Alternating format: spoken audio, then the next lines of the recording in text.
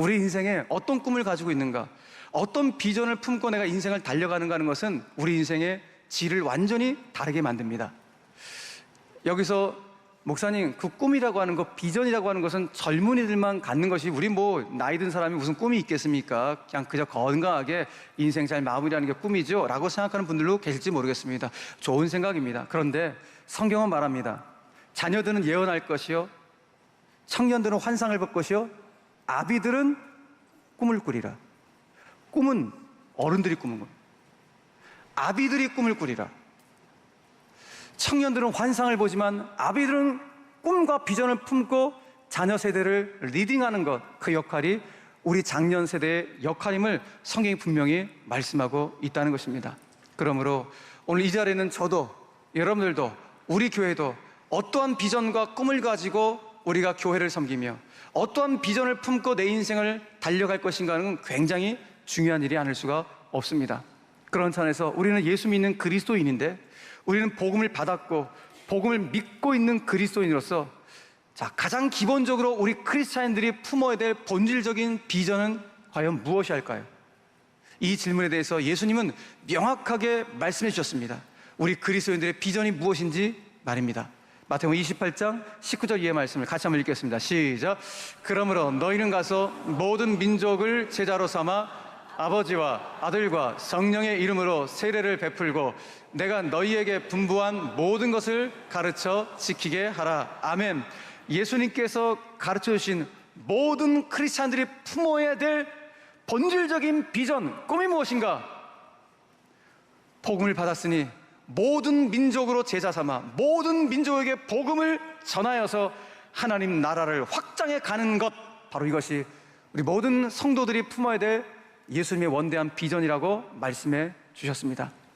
1세기 당시 예수님으로부터 직접 이 비전을 받았던 제자들 뿐만 아니라 제자들로부터 이 비전을 받았던 또 다른 누구, 사도 바울로부터 이 비전을 받았던 또 다른 누구들이 계속해서 이 비전으로 무장되어서 끝내 인종을 불문하여 전 세계 곳곳에 하나님의 복음이 증거되어졌고, 심지어 어느 누구도 알지 못했던 저 땅끝을 알 수 있는 극동의 작은 나라인 바로 우리에게까지 이 복음이 증거되게 되었다는 것, 이것이 얼마나 놀라운 일인지 모릅니다. 예수님의 비전은 다른 것이 아니었습니다. 모든 민족에게 복음을, 예수님의 이 원대한 비전을 품었던 제자들과 또 그 이후의 사도 바울과 그 이후의 사도와 그 이후의 수많은 예수 믿는 성도들로 인해서 이 복음은 땅끝까지 증거되었고, 오늘 땅끝을 알 수 있는 조선에까지, 우리 대한민국에까지 이 복음이 증거되었다는 것, 얼마나 놀라운 일인가 다시 한번 우리는 감탄하게 됩니다. 오늘 우리가 읽은 본문은 바로 그 복음의 과정들의 한 이야기를 보여주고 있습니다.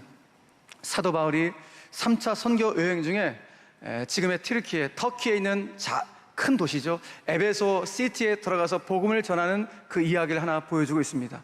사도 바울이 에베소 시티에 들어가서 어떻게 복음을 증거할까 하다가, 그래, 이번에는 내가 용감하게 유대인의 회당에 들어가서 복음을 증거하자.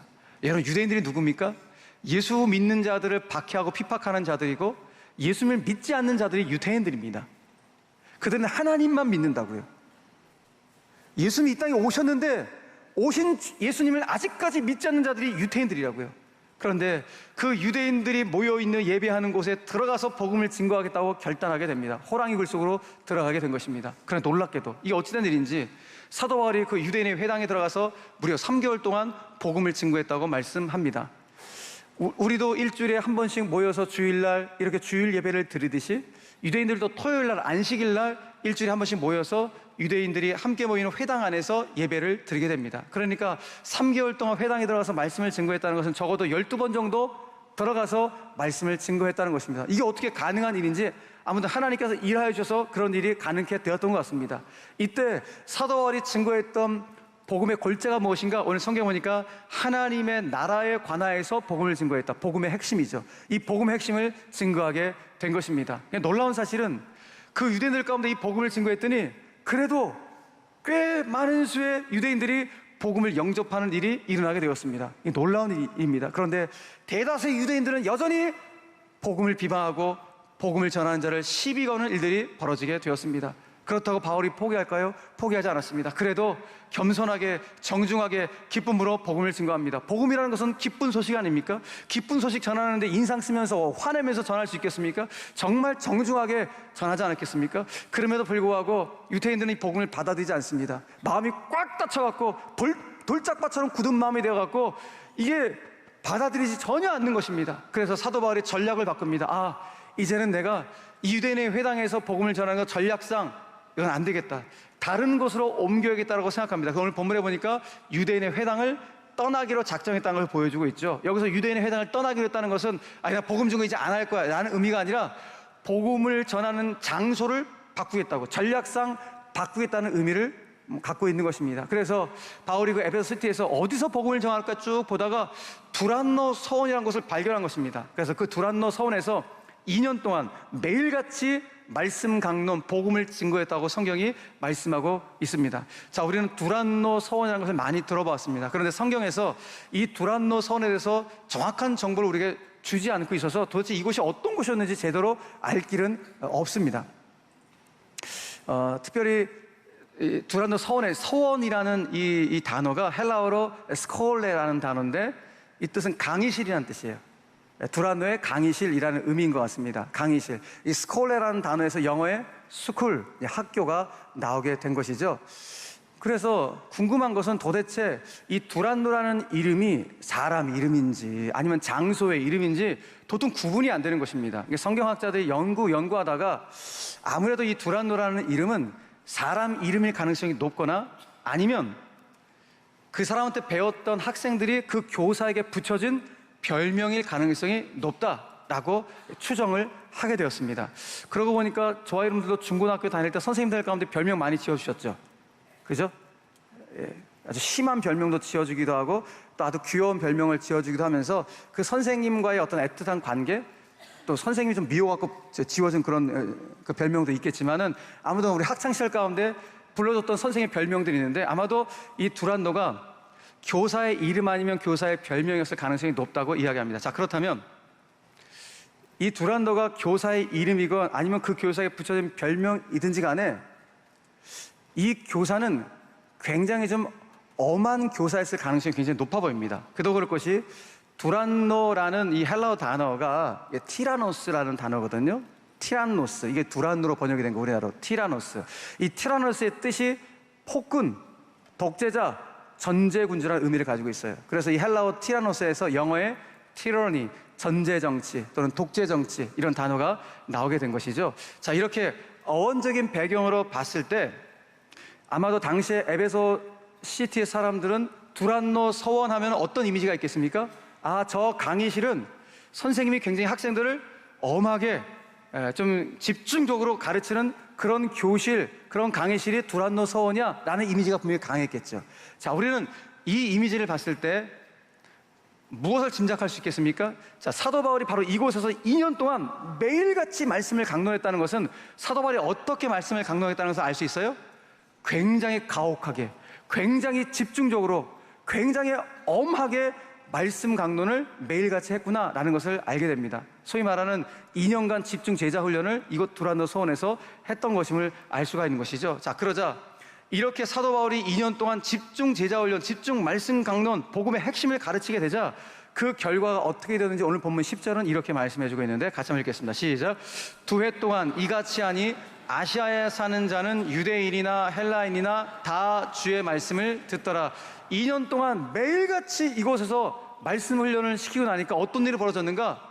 그 말씀을 가르친 장소는 튀르키예에 있는 에베소 시티였다고요. 그런데 이것이 에베소 시티에 머물지 않고 아시아로, 여기서 아시아는 소아시아, 지금의 터키 전 지역을 말하는 거예요. 터키 전 지역으로 나아가서 유태인에게도 또 이방인인 헬라인에게도 소위 말해서 인종을 불문하고 수많은 사람들이 주의 복음의 말씀을 듣고 영접하는 예수 믿는 사람들을 나오게 하는 놀라운 일들이 일어나게 되었다는 거예요. 할렐루야.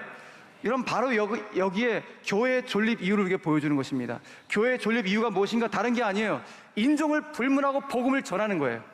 다시 말해서 모든 민족에게 성령을 전함으로 하나님의 나라를 확장해 가서 그리스도인들을 만들어내는 것, 이것이 바로 교회의 존립 이유인 줄 미드시길 바랍니다. 교회 여기서 뭐 할 거예요? 뭐에서 교제하시고 웃고 떠들고 이게 교회입니까? 그건 세상에서 할 수 있는 일이에요. 교회가 복지합니까? 그건 복지가 할 수 있는 일이에요. 그냥 사역 중에 하나일 뿐이지. 교회가 할 일이 가장 중요한 일이 무엇인가? 복음을 전해서 예수 믿는 자들을 만들어내는 것, 천국 백성을 만들어내서 하나님 나라를 확정하는 것이 그리스도의 몸인 교회가 존립해야 될 가장 중요한 일인 줄 믿으시길 바랍니다.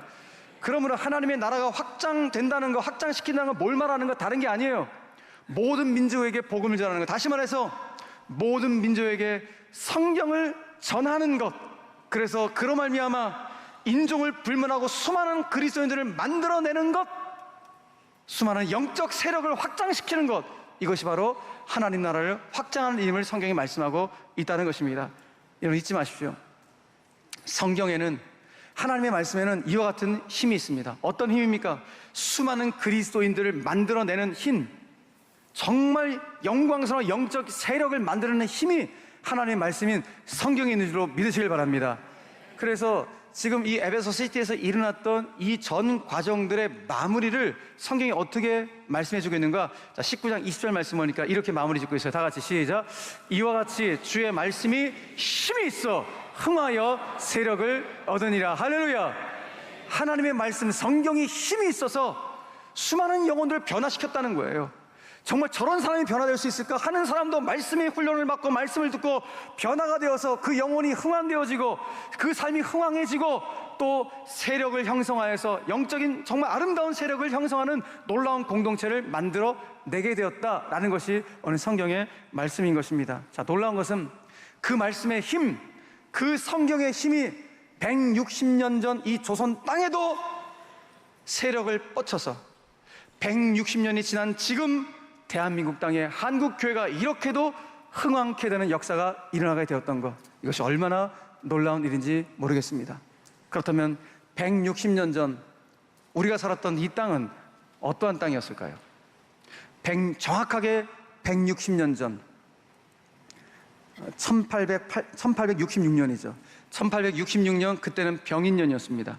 병인년 새해 벽두, 그때는 대원군이 집권한 지 3년째가 되던 해였습니다. 그야말로 서슬퍼렸던 그런 시절이었던 것이죠. 이때 대원군은 그 땅에 들어와서 복음을 전했던 천주교인들, 이 천주교인들이 세상을 어지럽히고 백성들을 현혹한다 하여 소위 혹세무민한다 하여서 지금 조선에 들어와 있던 프랑스 신부 9명과 수천 명의 천주교 신자들을 고문하고 학살합니다. 다 죽여버립니다. 끔찍한 일들이 벌어지게 된 것입니다. 자, 여기에 조선인도 수천 명이 죽었습니다. 그리고 프랑스인 9명, 신부 9명이 목배임을 당합니다. 자, 이 소식이 몇 달 뒤에 프랑스 정부에 들어가게 되었습니다. 자, 여러분, 우리나라 국민이 해외에서 이런 끔찍한 참수를 당했다면 우리 정부는 어떻게 됩니까? 그런 일이 있었구나, 이렇게 하면 됩니까? 아니죠. 진짜 정부가 나서서 이걸 해결하고 뭔가 우리 힘을 가시하거나 뭔가 해야 되지 않겠습니까? 이것이 그 나라 국민을 보호해야 될 정부의 입장일 것입니다. 프랑스도 당연하죠. 내 나라 국민이 9명이 듣도 보도 못한 어떤 나라에 가서 목배임을 당했다는 이 소식을 듣자 분개한 것 같습니다. 그래서 프랑스가 군대를 동원해서 함대를 끌고 옵니다. 프랑스 군함이 9월 달에 강화도에 들어오게 되었습니다. 네. 얼마나 무시무시한 장면이었겠습니까? 자, 여러분, 이것을 계기로 해서 이제 병인년에 양요가 일어나는데 그걸 병인양요라 하죠. 병인양요가 일어나게 된 것입니다. 이때부터 외세에 대한 대원군의 세국 정책은 정말 극에 달하게 되는 것이죠. 그러다 보니까 서양에서 배만 들어오면 무조건 적이다! 적군으로 강조하여 이제 공격하게 되는 일이 벌어지게 된 것입니다. 그러니까 전국이 굉장히 혼란한 상황이었어요. 이렇게 전국이 혼란한 상황 가운데 있을 때 갑자기 뜬금없이 미국 소속의 상선, 무역선인 제너럴 셔먼 호가 대동강에 쑥 들어오게 된 것입니다. 그러니까 무역선인 거예요. 장사하기 위해서 들어온 것입니다. 그런데 우리 조선 사람들의 눈에 봐서는 프랑스 사람이건 미국 사람이건 다 똑같아 보여요. 분명히 미국 사람들 아니에요. 프랑스 사람 아니라고요. 근데 조선 군인의 입장에서는 머리 노랗고 눈 파란 똑같은 사람들이에요. 그때 군인들이 장군 가운데 얘기했게, 장군님 저놈들 어떡할까요? 말하지 않았겠습니까? 그 장군이 얘기했게, 야 어떡하니, 뭘 어떡하냐, 저놈들도 그때 그놈들과 똑같이 생각을 보니까 적군이다, 불화살을 쏴 했던 것 같아요. 실제 조선 군인이 그 배를 향하여서 불화살을 쏘아대기 시작합니다. 여러분, 수많은 불화살을 쏘아대니까 제너럴 셔먼호가 어떻게 하겠습니까? 그 맞고만 있겠어요? 아니죠. 화포를 동원합니다. 그러니까 수많은 화포를 쏘아대기 시작합니다. 불화살과 화포가 오가는 공격이 계속 진행됩니다. 그러다가 약간 열세로 느꼈는지 제너럴 셔먼호가 약간 후퇴하게 해서 돌아서려고 하는 그 순간 대동강 모래톱에 군함이, 상선이 딱 박히게 됩니다. 꼼짝달싹 못하게 되는 그런 순간 가운데 벌어지게 된 것입니다. 자, 이때가 되었을 때 조선 군인들이 횃불을 들고 전군 공격해서 그 배로 들어가서 그 배를 전소시키게 됩니다. 그 안에 있던 모든 선원들이 다 화재로 화염에 휩싸여서 죽게 되고, 살아남기 위해서 많은 선원들이 배 밖으로 나와서 바다 위로 풍덩 빠지기 시작합니다. 그때 조선 군인들이 빠져있는 그 미국 사람들을 건져 올립니다. 무엇하기 위해서? 목배업을 죽이기 위해서. 다 죽여버립니다. 그때 이 제너럴 셔먼호에 타고 있었던 통역관으로 타고 있었던 27살의 청년이 있었습니다. 이 청년의 이름은 토마스입니다. 그는 선교사였습니다. 토마스 선교사. 이 친구도 배에서 뛰어들어 바닷속으로 들어갔습니다. 거기서 건짐은 받아였습니다. 건짐받아서 목배임을 당하는 그 순간 자기 가슴 속에 있던 뭔가를 하나 뚝 떨어뜨려서 줍니다. 자기에게 칼을 들고 있는 그 사람에게 이거를 건네줍니다. 그것이 바로 성경책이었습니다. 그 성경책을 주고 바로 참수를 당하게 됩니다. 몇 달 후에 자기 아들이 듣도 보도 못한 나라에서 참수를 당했다는 소식을 아버지, 엄마가 듣게 된 겁니다. 그런 내 아들이 외지에 나가서 그 27살의 푸르른 청년이 목배임을 당했다는 소식을 부모가 들었을 때 그 마음은 어땠을까요? 이거는 이루 헤아릴 수 없는 찢어지는 아픔입니다. 토마스 선교사의 아버지는 영국의 한 교회, 하노버 교회의 담임 목사님이셨습니다. 담임 목사님과 엄마 사모님과 교인들이 찢어지는 가슴을 안고 기도합니다. 하나님, 어떻게 그 조선의 나라가 우리 아들한테 이럴 수가 있습니까? 하면서 원망하는 것이 아니라 도리어 하나님 앞에 이렇게 기도합니다. 기록에 나인 걸 그대로 읽어드리겠습니다. 주님, 조선이라는 나라가 내 아들을 목베어 죽인 민족이지만 아들의 죽음이 헛되지 않도록 조선이 주님 앞에 돌아오기를 바랍니다. 감사한 것은 이 기도가 그대로 응답되었다는 것이죠. 여러분, 어떻게 보면 토마스 선교사는 성경책 달랑 한 권 던져주고 순교했습니다. 그런데 그가 전해줬던 그 성경책 한 권은 훗날, 여러분, 평양이라는 곳은 동양의 예루살렘이었습니다. 정말 가장 뜨거운 기독교 성지가 평양이었습니다. 훗날 이 성경책 한 권이 평양에 많은 교회들을 세우는 기폭제가 되었고, 이 성경책 한 권이 바로 이 대한민국에 수많은 교회를 세우고 수많은 성도들을 만들어내는 놀라운 하나님의 생명의 도구가 되었던 것입니다. 정말 이 토마스 선교사의 부모님의 기도대로 아들의 죽음은 헛되지 않았고, 그분들의 기도대로 조선이, 우리 대한민국이 주님께로 돌아오게 되었습니다. 도마스 목사전이라는 책에 보면은 이때 토마스 선교사에게 칼을 들고 목뱀을 찔렀던 사람이 박춘권이라는 사람의 이름이 등장합니다. 이 사람이 이 당시의 감정을 이렇게 기록해 놨습니다. 내가 서양 사람을 죽이는 중에 한 사람은 지금 생각할수록 이상한 감이 있다. 내가 그를 찌르려고 할 때에 그는 두 손을 마주 잡고 무삼 말을 한 후 붉은 배를 입힌 책을 가지고 웃으면서 나에게 받으라 권하였다. 그러므로 내가 죽이기는 하였으나 이 책을 받지 않을 수가 없어서 받아왔노라.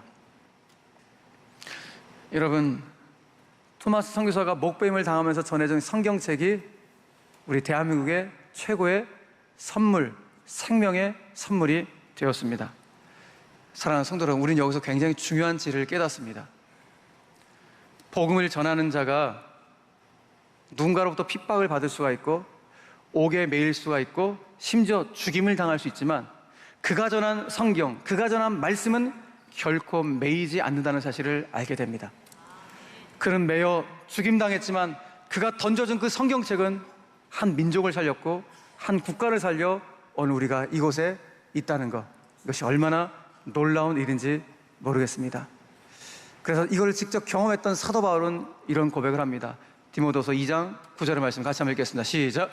복음으로 말미암아 내가 죄인과 같이 매이는 데까지 고난을 받았으나 하나님의 말씀은 매이지 아니하니라. 아멘. 하나님의 말씀은 매이지 않습니다. 이 말씀을 전하는 자는 옥에 갇히고 매일 수 있지만 그가 전한 말씀 성경은 결코 매이지 않습니다. 이것이 말씀의 신비입니다. 이것이 성경의 신비입니다. 무엇이 선교한 것입니까? 성경이 선교한 것입니다. 복음을 전하는 자가 선교하는 거 뭐 당연하게 생각하지만 진짜 놀라운 사실은 성경 그 자체가 선교한다는 것이 더 놀라운 사실입니다. 여러분, 그렇습니다. 성경이 선교한다는 것을 알게 될 때 우리는 이 성경의 소중함을 다시 한번 생각해 보게 됩니다. 여러분, 우리가 살고 있는 지구상에 몇 개의 언어가 있을까요? 몇 개의 언어가 있을까요? 등록된 언어만 해도 7,000개가 넘는 언어가 등록이 되어져 있습니다. 어마어마하죠? 한 7,100개, 7,200개 정도의 아마 언어가 등록된 것을 제가 기억하는데,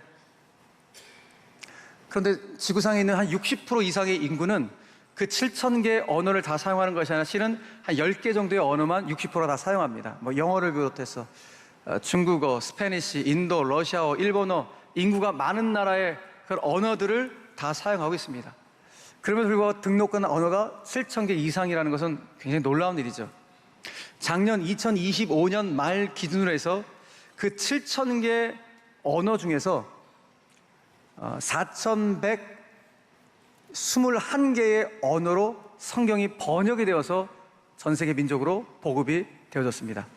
그런데 4,121개의 언어로 번역됐을 때 신구약 성경 모두가 다 4,121개의 언어 번역된 것이 아니라 그 중에 795개만이 신약과 구약 전체 성경이 번역되어 보급이 된 상태고 1,815개의 언어로 신약 성경만 번역되어 보급되었고 1,511개의 언어로 쪽복음, 단편 성경, 뭐 마가복음, 요한복음 이런 식으로 해서 단편 성경이 1,511개의 언어로 번역이 되어 보급되어 있는 상태입니다. 그러니까 단편 성경까지 다 포함해서 4,121개의 언어로 번역되어 성경이 보급됐다는 것은 등록된 언어가 7,000개로 봤을 때 아직까지 3,000개 이상의 언어가 아직 번역되지 않아 성경이 보급되지 않은 그런 민족들이 우리 지구상에 이렇게 많이 있다는 것입니다.